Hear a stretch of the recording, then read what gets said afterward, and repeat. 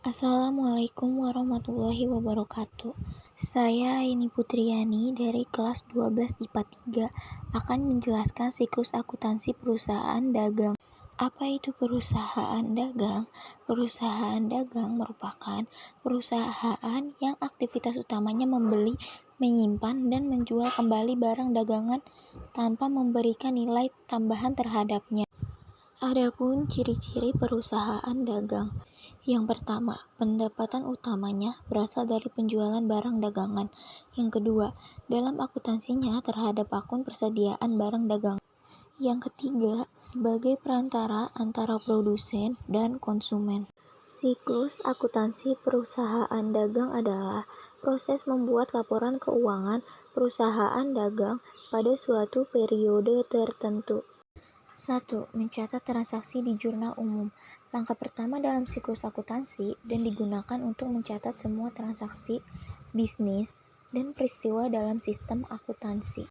2. Mencatat di buku besar pembantu. Tujuan penjurnalan adalah untuk mencatat perubahan dalam persamaan akuntansi yang disebabkan oleh peristiwa bisnis. 3. Membuat neraca saldo belum disesuaikan.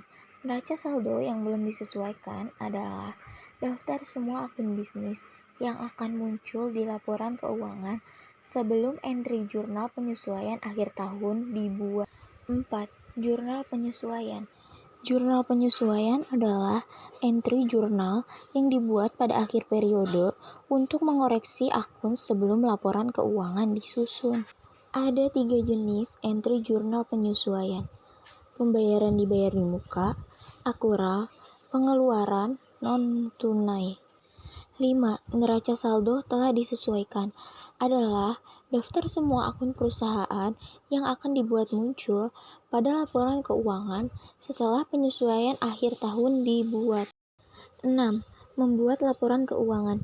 Menyiapkan laporan keuangan umum, termasuk neraca, laporan laba rugi, laporan laba ditahan, dan laporan arus kas adalah hal yang paling penting dalam siklus akuntansi. 7. Lembar kerja akuntansi.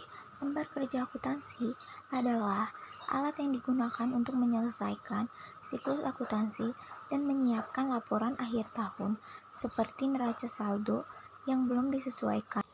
Jurnal penyesuaian, neraca saldo setelah penyesuaian, dan laporan keuangan. 8. Membuat jurnal penutup. Jurnal penutup adalah entry yang dibuat pada akhir periode akuntansi untuk menghapus semua akun sementara dan mentransfer saldo mereka ke akun permanen. 9. Membuat ringkasan penghasilan.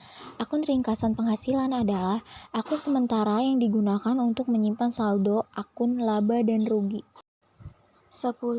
Neraca saldo setelah tutup buku. Neraca saldo setelah tutup buku adalah daftar semua akun dan saldo mereka setelah entry penutupan telah di jurnal dan diposting ke buku besar. 11. Membuat jurnal pembalik.